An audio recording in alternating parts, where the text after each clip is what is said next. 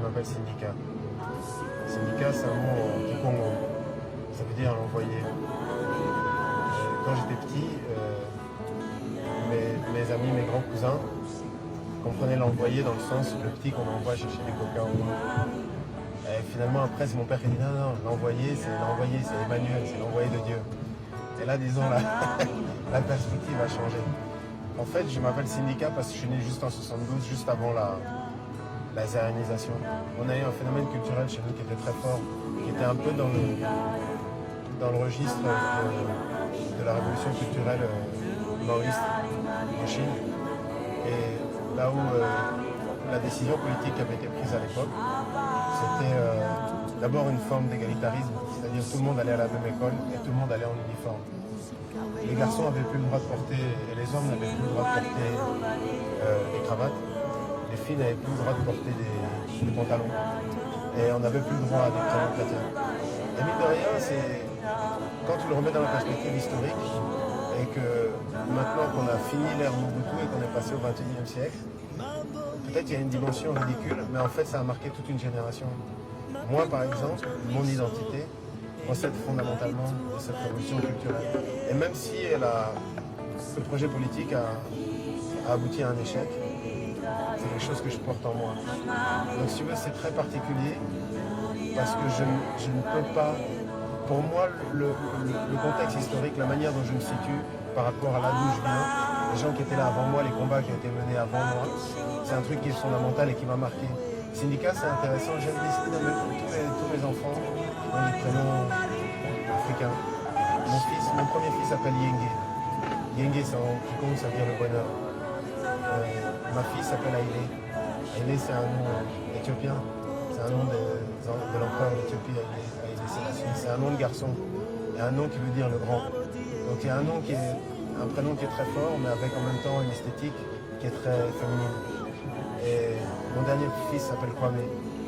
Kwame, le nom me plaisait, mais Kwame Nkrumah, c'est le premier noir qui a fait son indépendance sur le continent africain, disons, en dehors d'Haïti. Et donc tu as grandi à Kinshasa, dans quel quartier? Non, je n'ai pas grandi à Kinshasa. Je suis né à Kinshasa à la clinique danoise. Ma mère est danoise, elle était infirmière. D'ailleurs, c'est intéressant, ma mère s'est fait virer de la Croix-Rouge danoise parce qu'elle sortait avec un noir divorcé. C'était en 72, il n'y a pas longtemps. Et puis les Danois, les Scandinaves sont des gens réputés ouverts d'esprit. Mais c'est un truc dont aussi je suis le résultat. Mon père est quelqu'un pour lequel le choix était très facile. Parce que le système colonial raciste des Belges était tellement évident que tous les gens normaux, et notamment tous les Noirs d'office, étaient forcément contre le projet colonial. Donc tout le monde était engagé politiquement dans un choix qui est très clair. Aujourd'hui, moi je suis l'héritage de cette lutte-là parce que quelques années plus tard, on se rend compte que même si apparemment sur le papier, il y a un succès qui est quand même l'indépendance, l'affirmation de soi, dans les résultats, il y a un grand échec. Aujourd'hui, il y a un sondage, je crois, que j'ai vu l'année dernière à Kinshasa, là où il y a pratiquement 20% des gens qui disent qu'il faudrait retourner à la colonie belge. Il y a quelque chose qui m'a complètement choqué, que j'ai vu à Kinshasa il y a un an avant les élections. Je ne sais pas quel fou ou quel imbécile on avait comme ministre de la Culture à l'époque. Il faudrait que je retrouve son nom, mais je n'aime pas accuser les gens en l'air. Je suis arrivé à Kinshasa, j'ai vu qu'ils étaient en train de porter la statue du roi Léopold sur son cheval et ils voulaient la remettre. Et ils l'ont remise au bout de sur nos Champs-Élysées à nous, sur notre place de l'Étoile à nous. Et je crois qu'en bout de la matinée, ils ont dû l'enlever. Mais c'est de dire, quand tu perds la dimension historique, dans quel genre de danger est-ce que tu te retrouves? Et ça, c'est quelque chose que cette expérience du passage un peu brutal et assez raté finalement entre le Zaïre et le Congo démocratique, là on a dit en 96, on est libéré.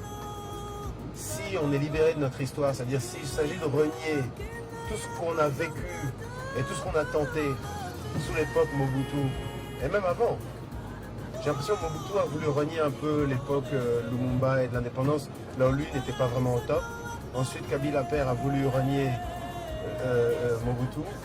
Quelque chose que je trouve intéressant maintenant qu'on est en train de vivre dans le Congo contemporain, c'est qu'on a un président Joseph Kabila Kabange qui a mon âge, il a 35 ans, 36 ans, Il a pris comme Premier ministre le vieux Gizenga qui était le bras droit de Lumumba, donc pire ennemi de Mobutu. Et il a pris comme deuxième personnalité du gouvernement le fils aîné de Mobutu. Et si tu veux, c'est porteur d'espoir. C'est-à-dire qu'il y a, ça y est, il y a un terreau fertile. On a fait un déblocage institutionnel. Mais maintenant, il faut savoir culturellement qu'est-ce que ça nous apporte et est-ce que cette prise de conscience s'opère. Et une fois qu'elle s'est opérée, vers où on se projette. Je crois que c'est ça en fait le phénomène déclencheur, peut-être ce qui a donné de la valeur ajoutée à la démarche de collectionneur. Ce qui fait que je ne peux pas être qu'un collectionneur. Dans l'approche que j'ai de la culture, j'ai une forme de, au-delà de la dimension égoïste et au-delà de la dimension esthétique, il y a une prise de conscience historique et donc, en conséquence, il y a forcément un positionnement politique, si tu veux.